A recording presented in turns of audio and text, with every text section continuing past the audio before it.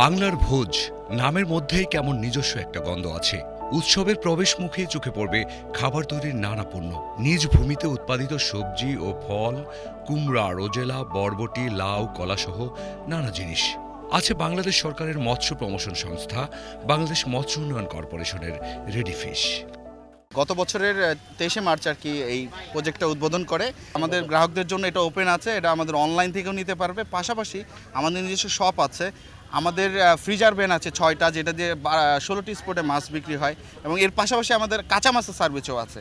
আপনারা যেটা চাবেন, অর্থাৎ নিরাপদ প্রোটিন যেটা আছে, সেটা আমরা বাংলাদেশ মৎস্য উন্নয়ন কর্পোরেশন থেকে সরবরাহ করতে পারবো। এছাড়া রয়েছে খানদানি বিরিয়ানি, তেহারি, পোলাও, কোরমা সহ মুঘল খাবার। সামনেই ভাইরাল রাজা চায়ের দোকান। বাট এখানে যে এটা ছিল আমি জানতাম না, তো এখন এসে দেখলাম। তারপরে দেখলাম উনি অনেক সুন্দর করে চাটা বানাচ্ছিল, তারপরে আমি এটা নিলাম। ভালো, খুব মজা লাগলো খেয়ে, আমি হ্যাপি। দেখলাম যে সবাই অনেক ফ্রেন্ডলি, যেই স্টলেই যাচ্ছি সবাই অনেক সুন্দর করে কথা বলতেছে। সব দুবাইয়ে গেছিলাম, আবুধাবি আল সাফিয়া হোটেলে কর্মরত ছিলাম, সেখান থেকে আমার এই রপ্ত করা হয়। আমি ভেবেছিলাম যে বিদেশি চাটা যদি বাংলাদেশও খাওয়াইতে পারি, তাহলে আমার বিদেশি কারিগর বলবে দেশের মানুষ যে এত দামি চাও খাওয়া, আমি কিন্তু কল্পনাও করি নাই। একটু রাজার এটা ব্যাস ধরেছি, মানুষে যাতে চিনতে পারে সহজে এটাই বিখ্যাত রাজা মামা। এছাড়া সমুদ্রের খাবার কাঁকড়া, চিংড়ি ভাজা, স্কুইড, অক্টোপাস রয়েছে মেলায়। এসেছে পার্বত্য জেলার পাহাড়ের ঐতিহ্যবাহী bamboo chicken, bamboo mutton, bamboo meat ও বাম্বু ফিশ রাইস। এই মেলাটা আয়োজনে মেন উদ্দেশ্য ছিল বাংলাদেশি অথেন্টিক ফুড নিয়ে যাতে আমরা উপস্থাপনা করতে পারি।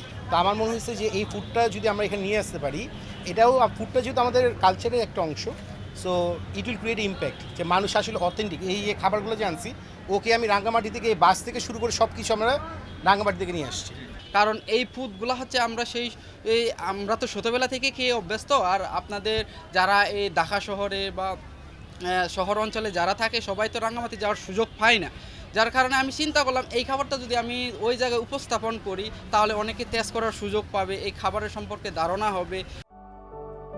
রাজধানীর কামাল আতাতুর্ক পার্কে বাংলার ভোজ শীর্ষক ঐতিহ্যবাহী বাংলাদেশি খাবার উৎসবের উদ্বোধনী অনুষ্ঠানে বাংলাদেশের ঐতিহ্যবাহী খাবারের সঙ্গে সাংস্কৃতিক কর্মকাণ্ড নিয়ে এই মেলার উদ্বোধন করেন সংস্কৃতি বিষয়ক উপদেষ্টা।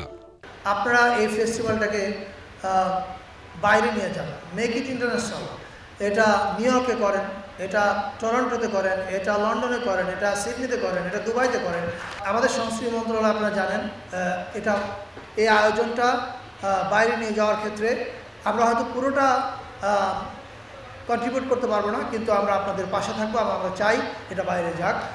সংস্কৃতি বিষয়ক মন্ত্রণালয়, যুব ও ক্রীড়া মন্ত্রণালয়, বেসামরিক বিমান পরিবহন ও পর্যটন মন্ত্রণালয়, মৎস্য ও প্রাণী সম্পদ মন্ত্রণালয়, শিল্প মন্ত্রণালয়, এসএমই ফাউন্ডেশন ও বাংলাদেশ মৎস্য উন্নয়ন কর্পোরেশনের সহযোগিতায় আয়োজিত মেলায় দেশের বিভিন্ন অঞ্চলের ঐতিহ্যবাহী খাবার নিয়ে প্রায় শতাধিক উদ্যোক্তা অংশগ্রহণ করছেন।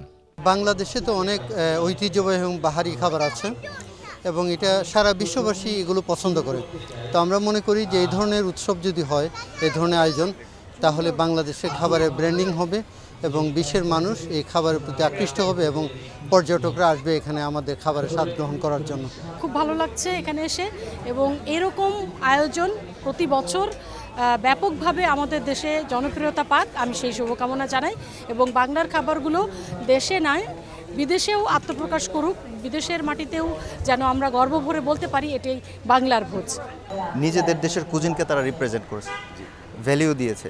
সো এতে আমরাও ইনফ্লুয়েন্স হয়েছি যাতে আমাদের হোটেলগুলোতে আরও বাংলাদেশি ফুডগুলোকে নিয়ে বেশি ভালো কাজ করা যায়, ইভেন কীভাবে ফিউশন করা যায়, আর দেশের ফুডকে ওয়ার্ল্ড ওয়াইড কীভাবে রিপ্রেজেন্ট করা যায়। আমাদের দেশের খাবার যে টেস্ট, আমাদের যে গুণগত মান এবং আমাদের যে ভ্যারাইটি, এবং আমাদের যে সমস্ত জিনিস আমাদের মায়ের হাতের রান্না, বা আমরা যারা শেফ হিসেবে আছি, বাংলাদেশে অনেক লাখ লাখ শেফ আছে, এদের এক এক ধরনের খাবার এক একজন রান্না করে, এক এক ধরনের টেস্ট আলাদা, কিন্তু আমরা আমাদের দেশের যে খাবার, এটাকে আমরা বিশ্বের কাছে তুলে ধরবো।